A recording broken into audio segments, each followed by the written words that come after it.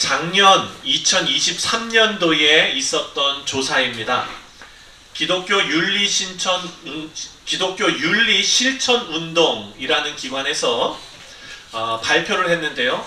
한국 교회의 사회적인 신뢰도를 조사를 한 겁니다. 그래서 그 조사 결과에 따르면 한국 교회를 신뢰한다라는 응답이 21%가 나왔습니다. 한국 교회를 나는 신뢰하지 않는다라는 응답이 74%가 나왔습니다. 그리고 목회자에 대한 신뢰도는 더 낮습니다. 목회자에 대한 신뢰도가 응답자의 74.6%가 부정적인 의견을 보였다고 합니다. 평균 이하입니다. 목회자가. 이 결과는 교회와 그리고 목회자들이 사회적으로 신뢰를 얼마나 잃었는지를 분명히 보여주는 그런 조사 결과입니다. 목회자로서, 성도로서 사실 조금 부끄럽습니다. 여러분, 이러한 통계는 우리에게 정말 중요한 질문을 던지고 있습니다. 과연 우리의 경건은 진정한 경건인가? 입니다. 겉으로 보이는 경건의 모습이 아니라 하나님과 깊은 관계에서 비롯된 참된 경건이 우리 가운데 있는가? 여러분, 오늘 본문에서 사도 바울은 디모데에게 경건을 세속적인 이익의 도구로 삼는 사람들에 대해서 경계했습니다. 그리고 참된 경건이 가져다주는 유익이 이런 것이다 라고 사도 바울이 디모데와 에베소 교인들에게 가르치고 있습니다. 사랑하는 성도님들, 이 말씀 통해서 우리의 경건이 무엇을 추구하고 있는지 오늘 조금 더 깊숙이 묵상하는 그런 시간 됐으면 좋겠습니다. 먼저 사도 바울이 경계하고 있는 다른 교훈은 어떤 위험성이 있는가를 한번 살펴보도록 하겠습니다. 다른 교훈에는 위험이 있습니다. 3절 말씀을 함께 읽겠습니다. 시작. 다른 교훈을 하며 바른 말, 곧 우리 주 예수 그리스도의 말씀과 경건에 관한 교훈을 따르지 아니하면 이라고 말합니다. 다른 교훈이라는 것은 사도 바울의 정의에 의하면 다른 것이 아닙니다. 하나님의 진리에서 계속해서 벗어나게끔 왜곡시키는 가르침을 말하는 것입니다. 이런 가르침의 근원이 어디냐? 사도 바울은 이 가르침의 근원이 인간의 욕망과 교만에서 비롯된 잘못된 교훈이다 라고 가르쳐주고 있습니다. 자, 잘못된 교훈은 하나님께로부터 온 것이 아닙니다. 악한 사탄 마귀로부터 온 것인데 그것은 무엇을 자극하느냐? 인간의 교만과 욕망에 근거한 그것을 자극시키는 잘못된 가르침이다 라는 것입니다. 이 교훈이 위험해요. 왜냐하면 근본적으로 진리에서 벗어난 가르침이기 때문입니다. 자, 이 다른 교훈, 잘못된 가르침이 성도들을, 사람을 어떻게 망가뜨리는가? 오늘 본문 말씀을 보니까 4절 말씀, 그 결과에 대해서 나옵니다. 잘못된 가르침, 진리에서 벗어난 일을 하는 사람들. 4절 읽겠습니다. 시작. 교만하여 아무것도 알지 못하고 변론과 언쟁을 좋아하는 자니 이로써 투기와 분쟁과 비방과 악한 생각이 나며 라고 말합니다. 첫 번째는 영적인 교만과 무지라는 거예요. 자기 자신을 잘 알지 못해요. 영적인 교만으로 인해서 착각합니다. 다 알고 있다고 착각합니다. 그렇죠? 심지어는 교만하다는 것을 모릅니다. 그래서 자기가 겸손한 줄로 착각합니다. 그렇죠? 정말로 겸손한 사람, 정말로 교만한 사람, 우리는 그 결과로 알 수가 있습니다. 두 번째, 뭐라고 얘기하느냐? 변론과 논쟁을 좋아한대요. 바울은 이런 사람들이 다투는 것을 자꾸 일으킨다라고 말합니다. 잘못된 교훈, 다른 교훈은 공동체 안에 분열과 혼란을 가지고 온다라는 것입니다. 여러분, 왜 분열과 혼란을 가지고 올까요? 자기 자신들의 가르치는 그 가르침을 정당화하기 위해서 계속해서 논쟁을 벌이는 것이죠. 내가 옳기 때문에 계속해서 논쟁을 벌이는 겁니다. 내가 맞기 때문에 계속해서 논쟁을 벌입니다. 이 일은 그가 속해 있는 가정과 그리고 사회와 그리고 회사와 이 모든 공동체 안에 시기와 질투를 불러일으키게 된다라는 것입니다. 마지막으로 경건을 가장해서 세속적인 이익을 추구하는 사람들이 생겨난다라는 겁니다. 이게 결과예요. 잘못된 가르침, 다른 교훈의 결과. 5절 말씀입니다. 함께 읽겠습니다. 시작. 마음이 부패하여지고 진리를 잃어버려 경건을 이익의 방도로 생각하는 자들의 다툼이 일어나느니라. 자, 경건을 이익의 방도로 생각한다. 이것은 무슨 말씀입니까? 이런 목표를 가지고 있는 사람들은 인생의 목표가 하나님 영광이 아니에요.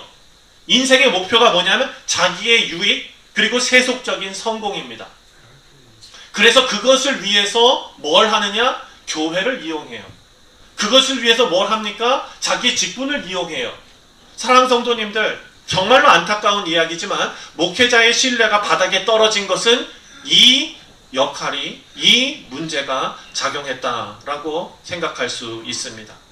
사랑하는 성도님들, 하나님을 섬기기보다 자기의 욕망을 채우기 위해 경건의 외형만을 이용하는 태도는 잘못입니다. 다른 교훈의 본질을 우리가 살펴보면 이것은 상한 음식이에요. 여러분, 건강한 음식을 섭취해야 건강한 몸을 얻게 됩니다. 제가 우리 성도님들하고 이렇게 교제하면서 나눠보면은요, 아침 식사 어떻게 하세요? 여쭤봤더니 야채를 쪄서, 찐 야채를 아침에 드시고, 요구르트도 드시고 프로바이오틱도 드시고 정말 너무 건강하게 그렇게 드시는 거예요. 여러분, 이렇게 건강한 음식을 먹어야 우리 몸이 건강해집니다. 영적인 것도 마찬가지입니다. 바른 말씀과 진리로 우리를 자꾸 채우시기 바랍니다. 상한 음식을 먹으면 몸이 병듭니다. 고통을 겪게 됩니다. 잘못된 교훈을 받아들이면 결국 영적인 파멸에 이르게 될 것입니다. 이런 가르침에 목적이 있습니다. 하나님과 멀어지게 만드는 것입니다. 교회의 거룩한 연합을 무너뜨리는 일입니다. 마태복음 7장 15절 말씀에 이렇게 증거합니다. 거짓 선지자들을 삼가라. 양의 옷을 입고 너희에게 나아오나 속에는 노략질하는 일이라. 잘못된 교훈은요, 여러분, 처음에는 그냥 해가 없어 보입니다. 뭐 나빠 보일 게 없습니다. 하지만 결국 공동체와 개인의 영혼을 파괴한다라는 것입니다. 여러분, 오늘날에도 다른 교훈이 여전히 우리 가운데 존재합니다. 첫 번째가 여러분 잘 아시는 대로 번영 신학입니다. 하나님을 믿으면 물질적인 성공과 축복이 자동적으로 따라온다라는 잘못된 가르침입니다. 여러분, 이런 잘못된 가르침에 빠지면 그들은 어떻게 인도되어 가느냐? 세속적인 욕망을 따라 인도되어져 가는 것입니다. 두 번째는 상대적인 신앙입니다. 상대적인 신앙은 진리의 기준을 흐트러 버립니다. 각자가 경험하고 각자가 느낀 느낌에 따라서 신앙생활을 정의해 버리는 거예요. 그래서 여러분, 우리가 매일 아침마다 여러분 말씀 묵상하지 않습니까? 큐티 하지 않습니까? 그런데 여러분, 큐티를 나누는 과정이 참 중요합니다. 큐티를 나누는 과정에서 영적인 혼란에 빠지는 경우를 종종 봅니다. 하나님의 말씀에 근거한 자기가 받은 그런 은혜를 나누는 것. 그런데 그 과정에서 저도 이제 성도들과 또 예전에 학생들과 또 이렇게 큐티 나눔을 하다 보면은요, 나눔하는 사람은 정말 은혜 받아가지고 막 얘기를 해요. 그런데 그 나눔의 얘기가 성경적으로 하나도 맞는 게 없는 거예요. 그럴 때가 있어요. 그럼 여러분, 그 자리에서 어떻게 해줘야 될까요? 그 자리에서 이거는 마태복음 5장에 의하면 잘못된 거고, 요 집사님께서 말씀하신 이거는 계시록 몇 장에 살펴보면 잘못된 거고, 이게 중요합니까? 그냥 들어주는 거죠. 뭐 어떡하겠어요, 거기서. 그렇죠? 그렇게 얼방을 통해서 은혜 받아가지고 얘기하는 사람한테 찬물 끼얹을 수 없잖아요. 그래서 중요한 게 뭐냐? 바로 우리 자신이 말씀을 묵상할 때 말씀에서 내가 느낌적인 느낌을 얻고 있는가, 아니면 말씀 자체가 나에게 말씀하고 계시는가. 사랑하는 성도님들, 이거를 정말 분별해낼 수 있는 영안이 뜨이시기를 주님의 이름으로 축원드립니다. 다음은 율법주의입니다. 율법주의는 여러분 잘 아시는 대로 경건의 외형적인 모습만 가지고 있는 거죠. 융통성은 없는 거예요. 은혜가 설 자리가 없는 거예요. 결국 이 모든 가르침은 하나님으로부터 우리를 멀어지게 만드는 가르침이라는 겁니다. 잘못된 가르침, 분쟁이 있게 하는 가르침. 그렇다면 사도 바울이 말하는 바른 교훈이라는 것은 무엇인가? 바로 여러분 요한복음 8장 31절 32절에 나오는 내용입니다. 다 같이 읽겠습니다. 시작. 너희가 내 말에 거하면 참으로 내 제자가 되고 진리를 알지니 진리가 너희를 자유롭게 하리라. 아멘. 우리는요 오직 예수 그리스도의 말씀과 진리에 뿌리 내려야 한다라는 것입니다. 바울의 경고를 우린 기억해야 합니다. 바울이 가르친 참된 경건이 어떤 유익이 있는가? 바로 참된 경건, 진리를 알지니 진리가 우리를 자유롭게 하는데 그것에서 파생되어져 나오는 참된 경건의 유익을 바로 사도 바울은 이렇게 말합니다. 참된 경건의 유익 6절 말씀입니다. 오늘 본문 6절 다 같이 읽겠습니다. 시작.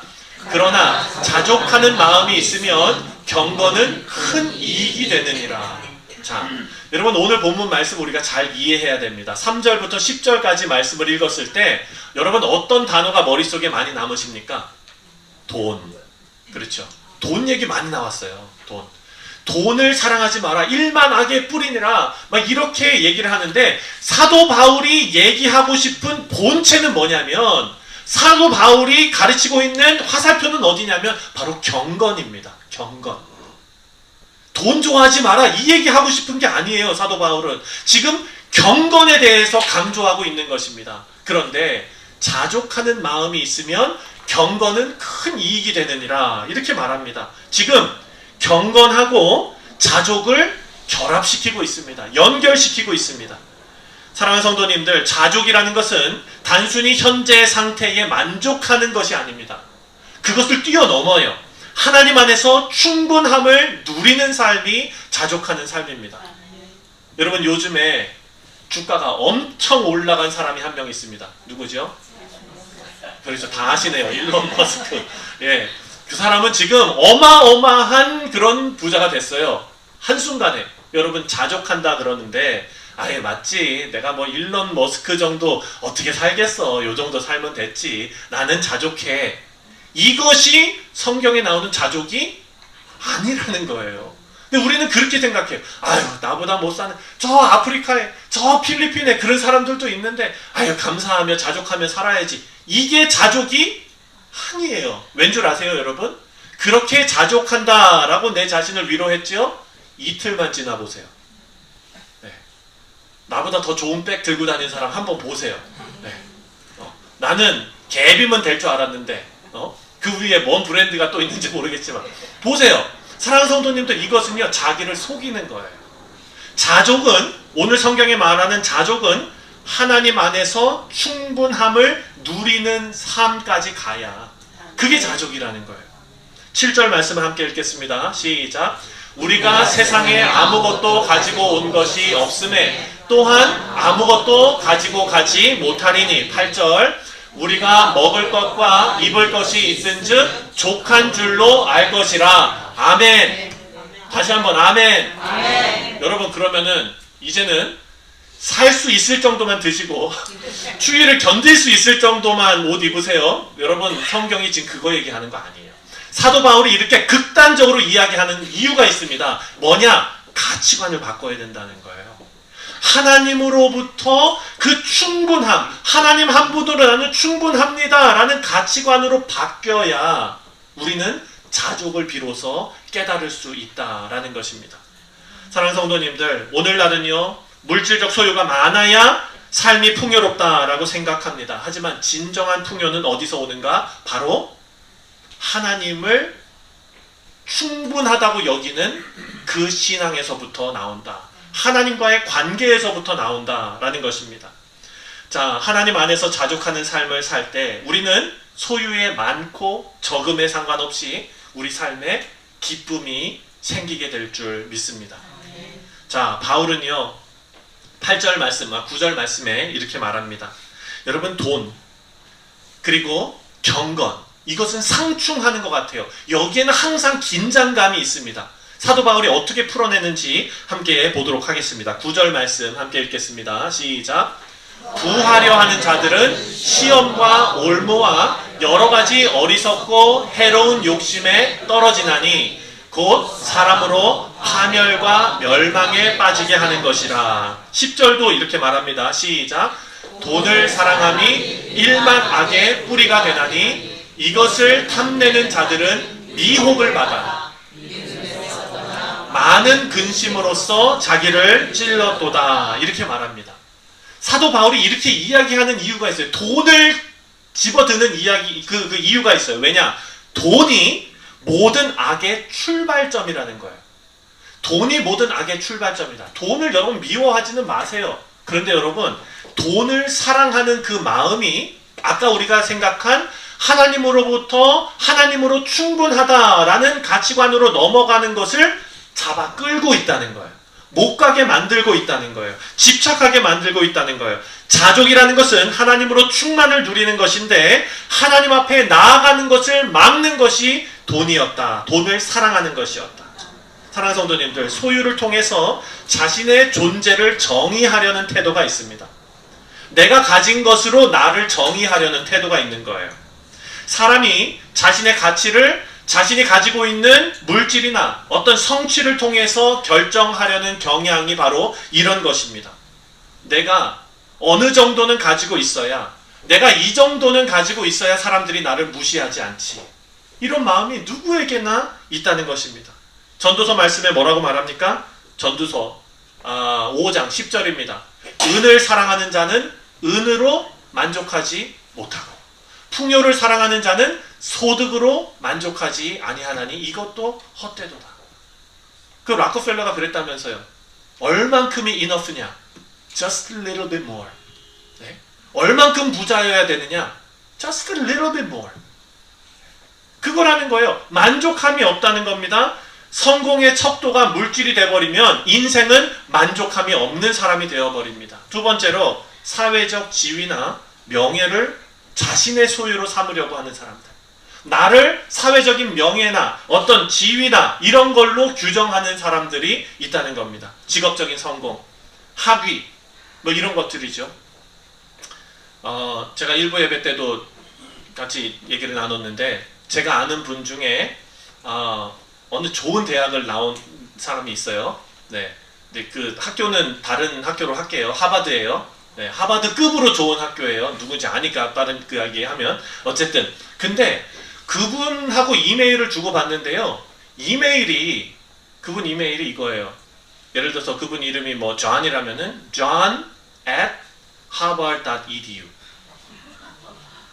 제가 이제 사역하는데 필요해가지고 이메일을 보내려고 하는데 이메일을 알려달라고 했더니 john@harvard.edu. 그분 하버드 나온 지 30년 넘었거든요. 아직도 왜 그 이메일 써요? 네. 사랑하는 성도, 이거 뭡니까? 이거 뭐예요? 자기의 어떤 학위와 직업적인 성공과 사회적 명예와 이 모든 것으로 누굴 규정하는 거예요? 자기를 규정하는 거예요. 네. 마지막으로는 타인의 인정과 칭찬을 소유로 여기는 사람이 있어요. 자기 자신을 사람들이 인정해 주는 것, 사람들이 칭찬해 주는 것, 이것으로 자기 자신을 규정하는 거 일이죠. 여러분 요즘에 가장 아이들이 많이 하는 게 뭡니까? SNS. 거기에 뭐 올려요? 여행 갔다 오면은 이렇게 올리고 맛있는 거 먹으면 올리고 나 이거 먹었다, 나 저거 했다, 나 이거 샀다. 그러면 거기에 뭘 눌러줘야 되는 줄 아십니까? 좋아요를 눌러줘야 되는 거예요. 네. 네. 하트도 눌러줘야 되는 거예요. 썸업도 눌러줘야 되는 거예요. 그거를 통해서 왜 이렇게 많이 봐? 이렇게 지금 하는 거예요. 사랑하는 성도님들. 그게 뭡니까? 바로 내 정체성이 어디에 있는 거예요? 다른 사람의 평가에 있는 거예요. 이거 정말 조심해야 되는 일입니다. 나의 정체성은 다른 사람, 외부의 인정, 그것에 나의 정체성을 맡겨버리면 사랑하는 성도님, 이거는 일순간이에요. 언젠가는 없어지는 일입니다. 참된 자아를 발견하는데 전혀 도움이 되지 않습니다. 사랑하는 성도님들, 이런 유혹의 결과가 어떻게 되느냐? 바로 우리는 끝없는 공허함을 느끼는 거예요. 끝없는 불안감에 사로잡힐 수가 없습니다. 우리가 뉴스를 보면 연예인들이 비극적인 결말을 낳는 경우들을 종종 보지요. 어디에 있습니까? 자신의 정체성을 인기에 등치시켜버린 것입니다. 사랑하는 성도님들, 하나님께서 우리에게 주시는 참된 존재의 의미를 회복하시는 우리 모두가 되시기를 주님의 이름으로 축원드립니다. 에베소서 2장 10절 말씀을 함께 읽겠습니다. 너무나 중요한 말씀이에요. 다 같이 시작. 우리는 그가 만드신 바라 그리스도 예수 안에서 선한 일을 위하여 지으심을 받은 자니 이 일은 하나님이 전에 예비하사 우리로 그 가운데서 행하게 하려 하심이라. 자, 우리 존재의 가치는요, 우리가 무엇을 가지고 있느냐에 있는 것이 아니라 우리 존재 가치는 어디에 있느냐? 하나님과의 관계에 있다는 거예요. 근데 하나님과의 관계를 한번 잘 살펴보세요. 뭐라고 말합니까? 우리는, 저와 여러분은 그가 만드신 바라. 하나님이 만드는 거예요. 그냥 그리스도 예수 안에서 선한 일을 위하여 지으심을 어떻게 한 자니? 받은 자니. 여기에 여러분의 주체가 있습니까? 없습니까? 여러분이 한 일이 있습니까? 없습니까? 사랑하는 성도님들, 우리의 정체성은요, 우리가 한 일로, 내가 어떤 학위를 받은 일로, 내가 돈을 이만큼 번 일로, 내가 인기를 이만큼 많이 누리는 일로 결정되는 것이 아니라 하나님께서 나를 어떻게 생각하시는가가 나의 정체성이라는 거예요. 내가 할 일이 아무것도 없어요. 하나님께서 우리를 어떻게 바라보시냐면 사랑하는 예수 그리스도의 십자가에 달려 돌아가시기까지 할 정도로 우리를 사랑하시는 분이시라는 거예요. 그래서 디모데전서 6장 6절 다 같이 읽습니다. 시작. 그러나 자족하는 마음이 있으면 경건은 큰 이익이 되느니라.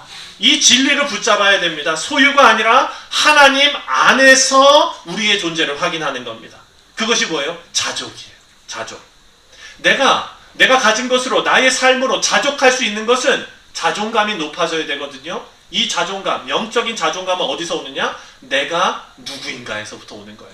하나님이 나를 어떻게 보시는가.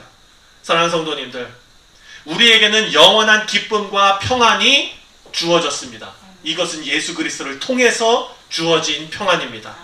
사랑하는 성도님들, 우리는 하나님께서 이 평안과 이 기쁨과 이 모든 것을 주셨는데 이것은 세상의 것하고는요 비교가 안 되는 평안이라는 거예요. 평안을 너에게 주노라.